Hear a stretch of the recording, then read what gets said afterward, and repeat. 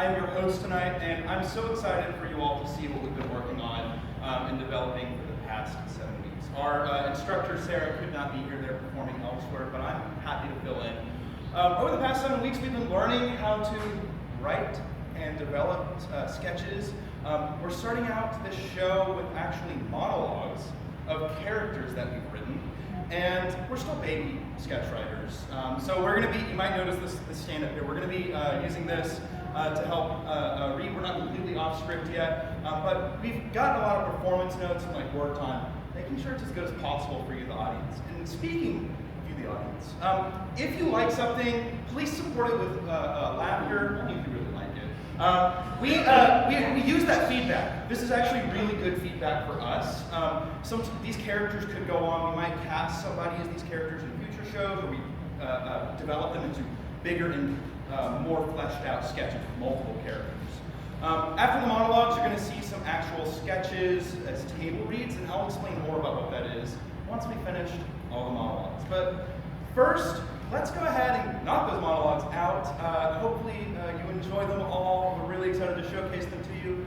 Welcome to the stage our first character, played by Ella.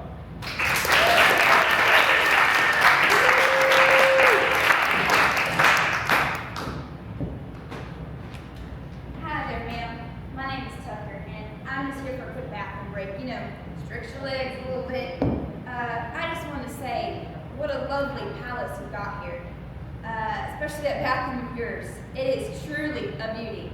You know, when I walked in, I thought that my eyes were deceiving me. The walls were dark and moody, and the sinks looked like seashells. Now, who could have thought of that? And where did they get seashells that big?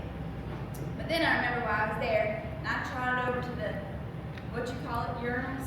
Well, where I'm from, we call it piss trough. Anyways, I heard a waterfall in the bathroom, and I told myself, that must be impossible in the bathroom. So I peek over the border to see this handsome man peeing a clear, strong stream of water. Now, I'm a gentleman, so I tell him what a nice pee stream he had, and he called me something like a wanker.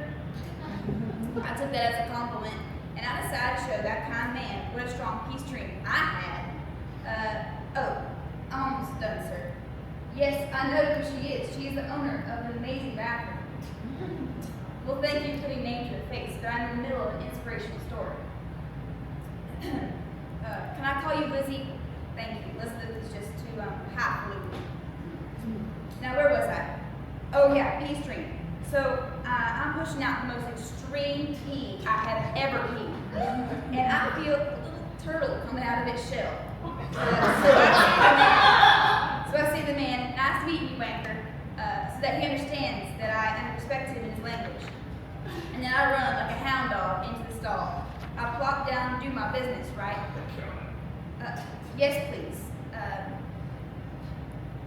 Oh, that tastes like deer poo. Why would you ever give someone that? Fish eggs. Now, who could have thought of that? Oh, that is rock gut. Anywho, after I do my business, I can't find a lick of toilet paper.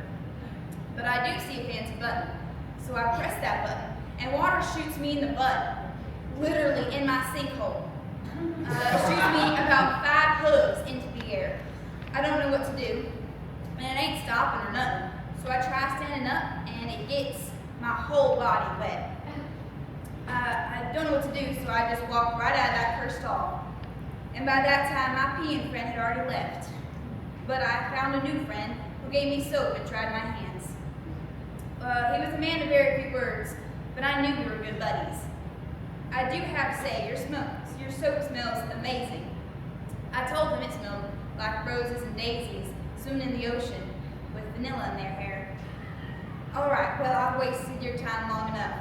I just thought you'd like to know that others appreciate your bathroom.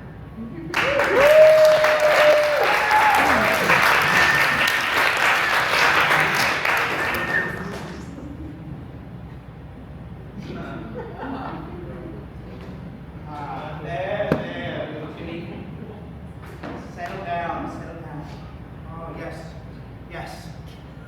Papa Malachoy's got you, yes. Papa Malachoy's got you. You know, your mom and Dad asked me to watch you. Watching you this evening. Yes, I am. They're off visiting the torture caves. Yes. What a devilishly little handsome boy you are. Thankfully, you have your mother's eyes and smile and ears and face and lips, and you don't look like anyone else.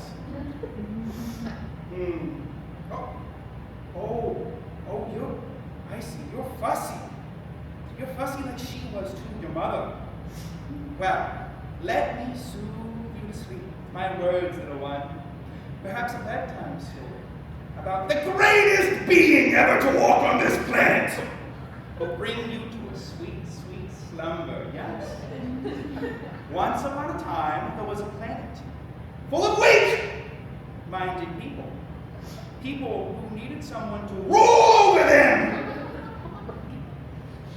People exactly like your father, Steve.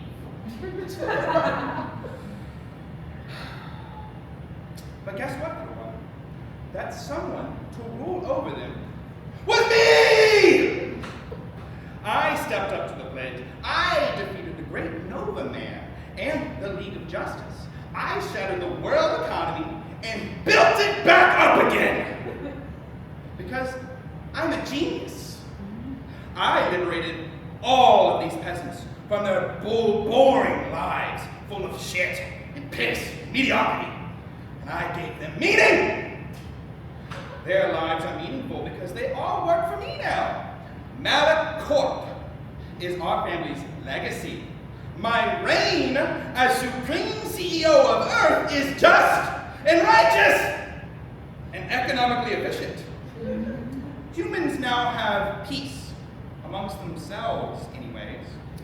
My Hellspawn managers forced them to work together better than they ever did before. And if they're not working, they're shopping. There's infinite aisles of torment and good deals. The masses are pacified by things like iPhone 16s and microwave chicken nuggets, all from our Malacorp factories and farms. And those who refuse to be peaceful, you may ask little Timmy, great question! Well, your mother, Sarah, the Bone Empress, turns their bones into jewelry. She learned that trick from you, you know. In fact, this is a little rattle shaker that used to belong to your mother when she was a child. Ooh, you like that little rattle? I made it from her nanny's femur after she put my wand in the dishwasher. You better grow up to be super smart, super strong, and powerful and evil like me, you know. Don't you dare grow up to be like your father. That good-for-nothing lowlife. What did she see in him anyways? You raise your child to kill, torture, maim, all of the things a respectable villain should strive to live for, and she picks Steve. Steve, the college dropout. Steve, my album is perpetually 1 week away from being done, dude. Steve, can you please stop trying to get me to sign away my soul, dude? Steve, can you please stop torturing my family because they bought a buy one, get one free 6-ounce sirloin steak, but the one free was a free trip to the torture caves in the abyss? Dude! No, Steve! They should have read the fine print! And as much as Sarah has asked me, I cannot bring your family back from their torment. It's against the law! Anyways, I suppose that means you'll never meet your other grandparents. And that's a real shame because I actually kind of liked Kevin and Maria. Maybe when you're old enough, we can go on a trip and you can see their torture firsthand. Oh, if they're still alive. Oh, you crying? No, it's okay. Please don't be sad, little one. Anyone who doesn't read the fine print deserves what's coming to them. Why don't you think I've just killed your father myself? Your mother tricked me. She had it as a clause in microscopic print! In one of the routine blood signings I did while promoting one of my managers. I'm physically incapable of scalping him, even a little, not to mention kill him. I've tried every which way, but nothing. Not even my best demon lawyers, with really cool top hats, could figure out a way around it. I'm not mad at her for it. It's exactly what I would have done. It's what I expect you to do. How we show each other love, Timmy. And the Papa Malacor's got you. Oh, perhaps, little Timmy, maybe you could help me out. After all, the contract says I can't kill Steve. Can babies hold knives?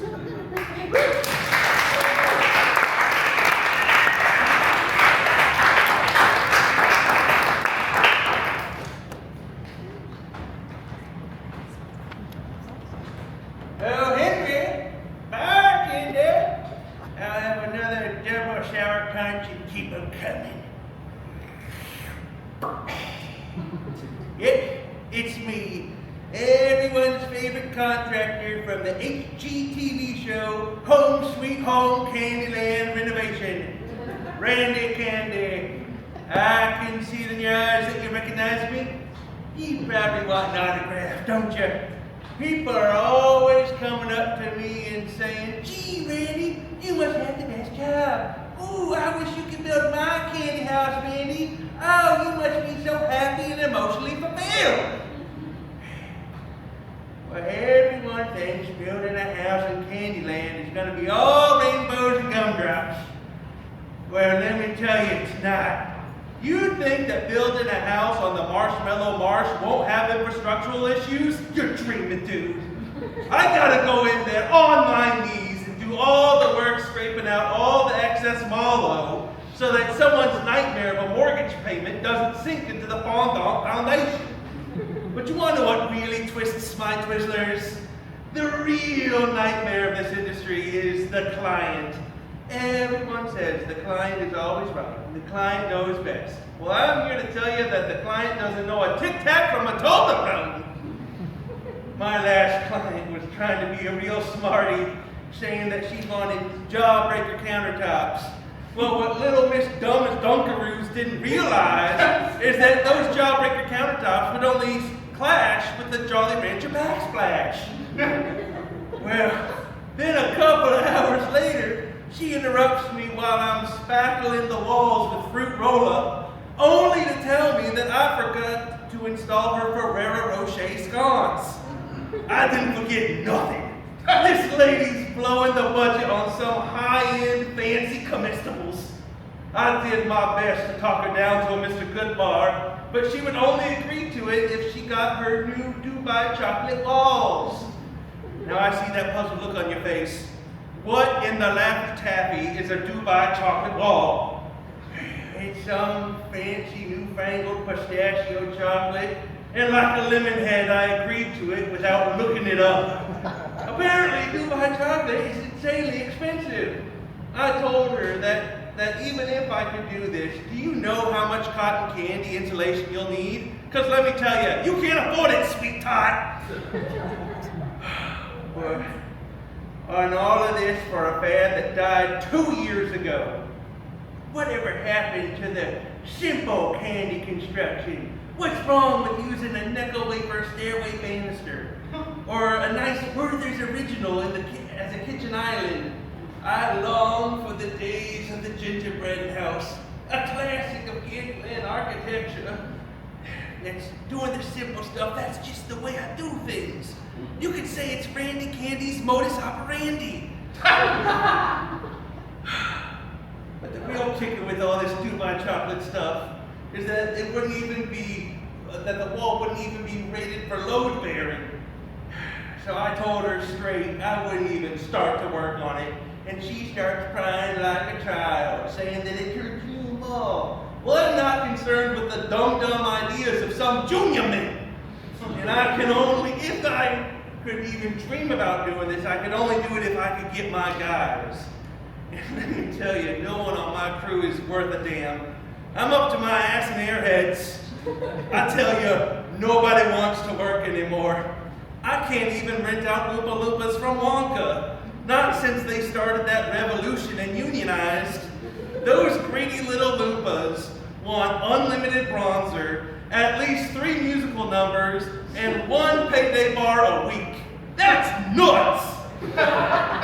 And I can't round up the Sour Patch Kids again. I can't afford another labor lawsuit. Boy, you know, I used to be able to count on my nephew Chrissy. He did some good work, but you know, he's back on that pop rock. It's been a tough time for him. Every Saturday I would find him in a bar like this with a face full of Fun Dip and twisting on nickel nips. So now I'm stuck hiring a bunch of nerds. Do you know how useless nerds are? They don't even have arms. All they do is bounce around the job site with their bare feet. I truly don't know how they're going to do it. Her house is completely shot. Honestly, I'm going to need a couple of warheads just to start the demo. Looks like I picked the wrong week to stop smoking pixie sticks.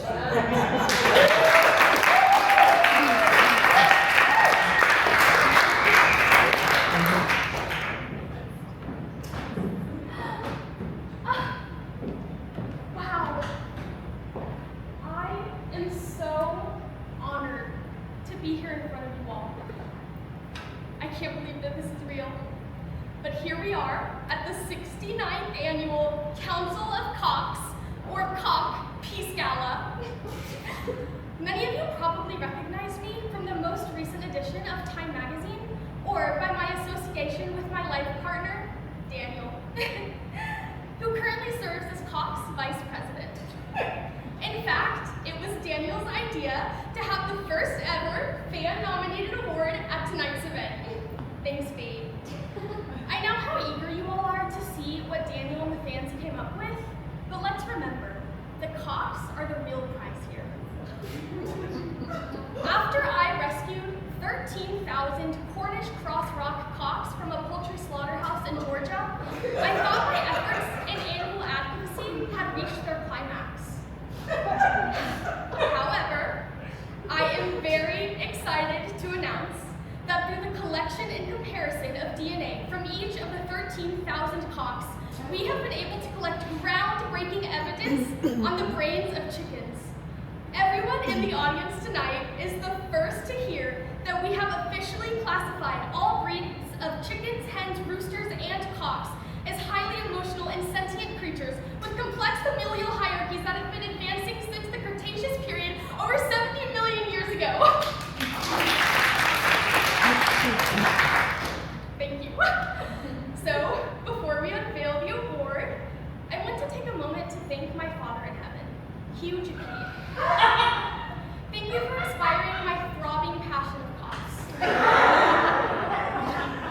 He would never have believed that his baby girl would be on this prestigious stage. I hope I'm making the Dupine family proud. And thank you, Daniel, for not only being an amazing life partner, but for allowing me to receive the first ever fan-nominated award at the Cock Peace Gala. So, here we go. Oh my god. Is that a dick? The Best Head Award. Is this a joke? No, okay. Great. My apologies.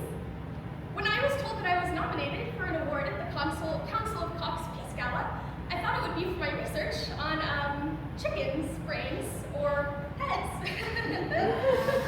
That was actually so revolutionary that I've been nominated for a Nobel.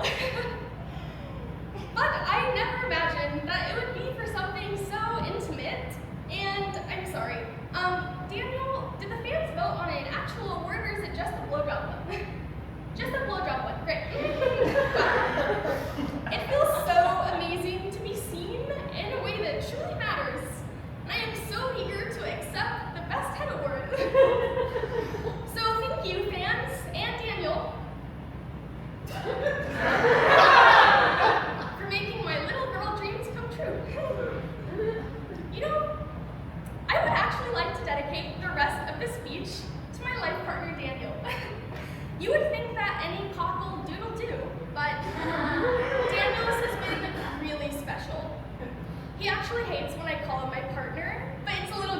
like to play, right, Daniel? I call him my partner because it's a term that represents equal roles in relationships, and he says it makes him feel emasculated. I'm just kidding, he doesn't know what that word means. But no, seriously, you would think that it would be emasculating that I have 8 PhDs and he has a bachelor's degree in communication. But no, he is so strong in that way. Throughout our 6-month relationship, he has stayed by my side through lots of ups and downs. He has stuck around even when I come home late from saving an entire genealogical tree, or when I forget to lay out his little outfits for his big man meetings, or when I don't cut up his chicken nuggets into little pieces because his mouth is too small. My small mouth has never caused me issues for you, has it, Daniel? I'm kidding. Yeah, we love to joke around. Anyways, I guess I'll cut right to it. I'm sure you're all dying to know what it takes to win such an amazing award as the Best Head Award. And I'll tell you this, it's not because of my nonprofit work that has sent more than 1 million cock-loving women to Ivy League colleges for filling that dream. It's because I have been so lucky to have the privilege of peeling back the foreskin wrapped around his salty urethra and flicking off all those little crusty bits. Ladies, love to hear it if your man is uncircumcised, right? I'm almost done! Do you want to know the secret? It's getting so high on marijuana that your entire face melts off and you can forget about the cheesy little peanut in your mouth. And then you can take his wrinkly balls, which are actually kind of big by comparison, and roll them around in your 200 IQ mouth while you get a big whiff of his literal asshole. What? Isn't this what all you sick freaks wanted when you came up with this award? Governor Abbott, do you want to share about the last blowjob you gave? No? Fine, then I will. I don't mind being a role model for young women everywhere. I can take myself out. Do you feel good about yourself, you fucking perverts? You can all suck my cock.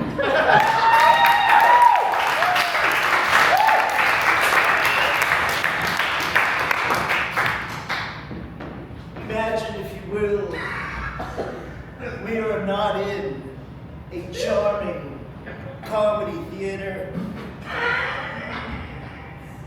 We're in a hotel conference room, public speaker stage, filled with eager listeners ready to learn. Brent thunders, a serious-toned anti-genius strides confidently downstage to take in the audience. Good evening. My name is Brent Thunders. I'm the author of the best-selling self-help book, Oops, Your Way to Greatness. And I'm here to promote my newest book on study on human stupidity, titled, I Know You Are, But So Am I. It's about the powerful state of being that most people try to avoid. They try to avoid because they're too busy leading their lives, thinking their way through life. Everyone tries to act smart, hide their inner fact intolerance, pretending not to be reality adjacent or wisdom impaired. Stop overthinking. Start underthinking. Or don't think at all. And you, too, can benefit from the power of stupid! We're supposed to be a graphic.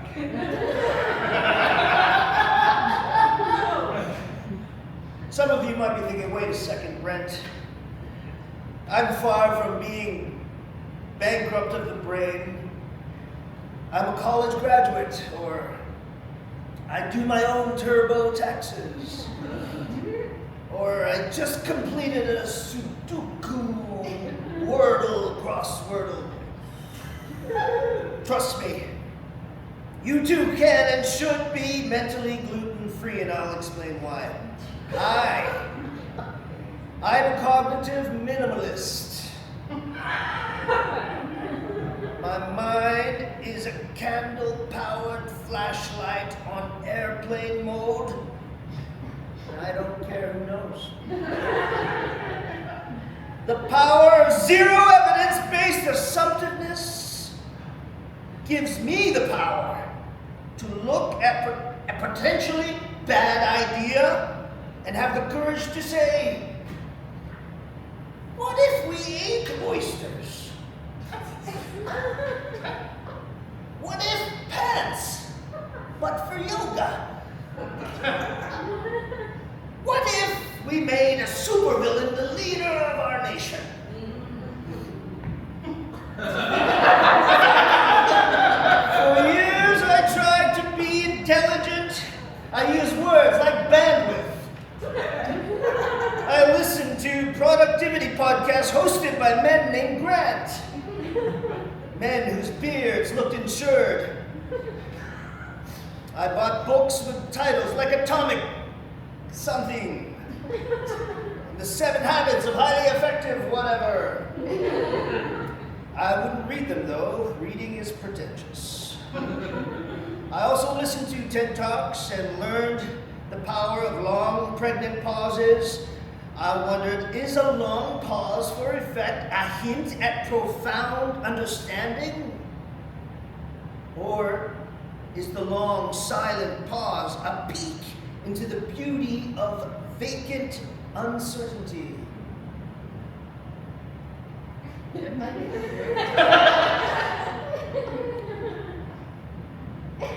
I used to overthink every interaction. I'd overanalyze text messages, punctuation, and one time I spent 2 hours deciding whether LOL sounds too emotional